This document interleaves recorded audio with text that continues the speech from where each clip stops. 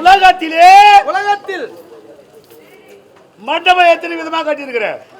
1000 கால் மண்டபம் கட்டிக்கிறேன், 2000 மண்டபம் கட்டிக்கிறேன், 5000 கால் மண்டபம் கட்டிக்கிறேன். எப்படி எப்படியோ கைத்திறமையா சிப்பா சாஸ்திரியில நான் பேர் பெற்றவங்க. பதுமைகளை செய்து உயிர் கொடுத்தனால் பேசக்கூடிய திறமை இருக்கும். சைலன்ஸ் எந்த விதம் 5000 கால் கட்டு 10000 கால் கட்டு இது மாதிரி ரெட்டப்படியா கட்டி இருக்கிற. ஆனா அப்படி கட்டக்கூடாது, ஒத்தப்படியா தான் கட்டணும். ஒத்தப்படினா 5 கால் நாள் மண்டபம் செய்யணும். அது ஆகாதுங்க. ஆகாதோ ஆகுதே எனக்கு தெரியாது.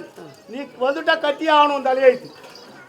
சரிங்க, என்ன பெரிய இடம், நீங்க என்ன சொல்றீங்களோ அப்படி செய்யணும். அதனால அந்த மண்டபம் எப்படி இருக்கணும்?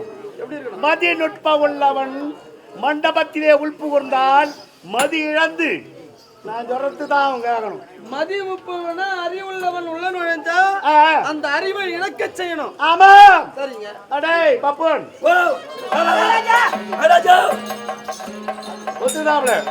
அதனால சிற்பருக்கு என்ன மரம் கேட்கிறவரோ, எந்த மரம் வீட்டுக்கு ஆகாத மரமே வாங்கி கொடு. வீட்டுக்கு ஆகாத மரமா ஒரு மரம், வீட்டுக்கு ஆகாத மரமா வாங்கி கொடு. மரம் என்ன மரம் வாங்கி கொடுக்கலாம்? என்ன மரம்? காட்டுவா மரங்க. அதே தூங்கு மூஞ்சி காட்டுவா. தூங்கு மூஞ்சி காட்டுவா சொல்லு. தூங்கு மூஞ்சி காட்டுவா. அதனால தூங்கு மூஞ்சி காட்டுவா வாங்கி கொடுங்க. காட்டுவாள் போடலாமா? ஐயா கெடுக்க போறதுக்கு எதுல போட்டா என்ன கிடையாது? முருங்கை மரத்துல கூட செய்து ஆகணும். நான் செய்துறேன், இல்ல நீங்க அடிப்பீங்களா? எனக்கு தெரியாது. ஏய் தம்பி, நல்ல வழி போன்னு சொல்றோம். இது கெட்ட வழி தான் போக போதுன்னா நான் என்ன பண்றது? ஒண்ணுமே பண்ண முடியாதுங்க. கெட்ட வழி தான் போகுதுன்னு சொன்னா நம்ம என்ன செய்ய முடியும்? ஒண்ணு செய்ய முடியாது.